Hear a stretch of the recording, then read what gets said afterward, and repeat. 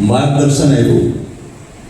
ભગવાન પરશુરામજીના જીવન ચરિત્ર ઉપર એમણે ઘણી બધી વાતો કરી. હું તો આમાંથી એટલો જ સાર લઉં કે ભગવાન પરશુરામજીના જીવન ચરિત્રને દરેકે વાંચવું જોઈએ અને એનું અનુસરણ કરવું જોઈએ. અને ખાસ કરીને ભગવાન પરશુરામજીને પોતાના ઈષ્ટદેવ તરીકે અત્યારે દરેક લોકોએ એની આરાધના કરવી જોઈએ. કારણ કે અત્યારનો સમય એવો છે કે ચારે તરફ આક્રાંતાઓ એટલું બધું પ્રજાને હેરાન કરી રહ્યા છે. પછી એ માત્ર એક પુલવામા અથવા તો પહેલગામની જે દુર્ઘટના છે એની વાત નથી કરતો.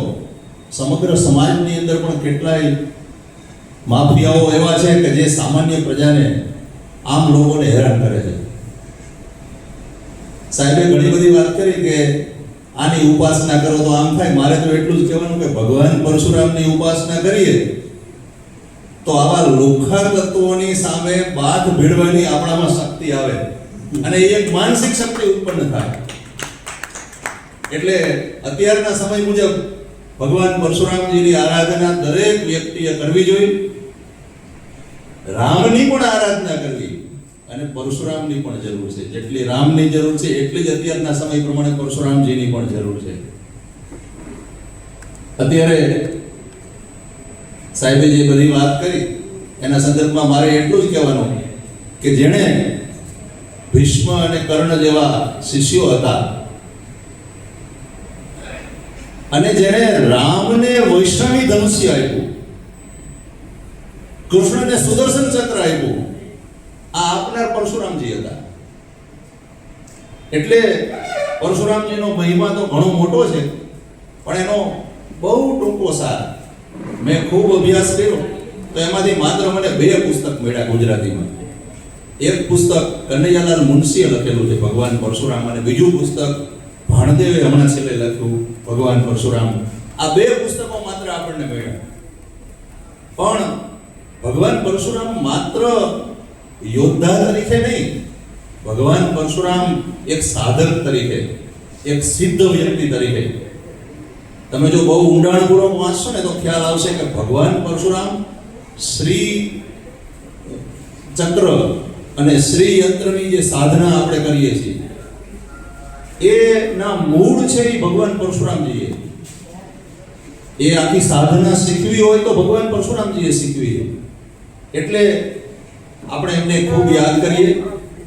આજના સંદર્ભમાં તો મારે એટલું જ કહેવું છે કે એક સરસ મજાનું ગીત છે. તમને એ ગીતના થોડી 2 મિનિટ ગીતની 2 લીટી આપણે સૌ સાથે ગાશું અને અત્યારના સંદર્ભમાં એને યાદ રાખશું. તમે બધા હું બોલું પછી પાછળ દોહરાવજો.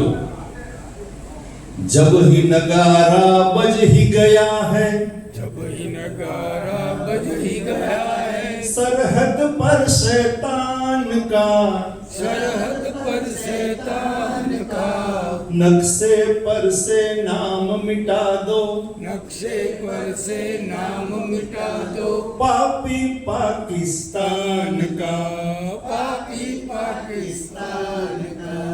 जब ही नगारा बज ही गया है, जब ही नगारा बज ही गया है, सरहद पर शैतान का, सरहद पर शैतान का, नक्शे पर से नाम मिटा दो, नक्शे पर से नाम मिटा दो, पापी पाकिस्तान का, पापी पाकिस्तान का. ગીત તો ગાવા જેવું છે પણ પછી સમય હશે ત્યારે ફરીવાર ગવડાવીશ ક્યારેક. અત્યારે આપ સૌ અત્યારે અહીંયા પધાર્યા. હવે નવસાદભાઈને વિનંતી કરું કે તેઓ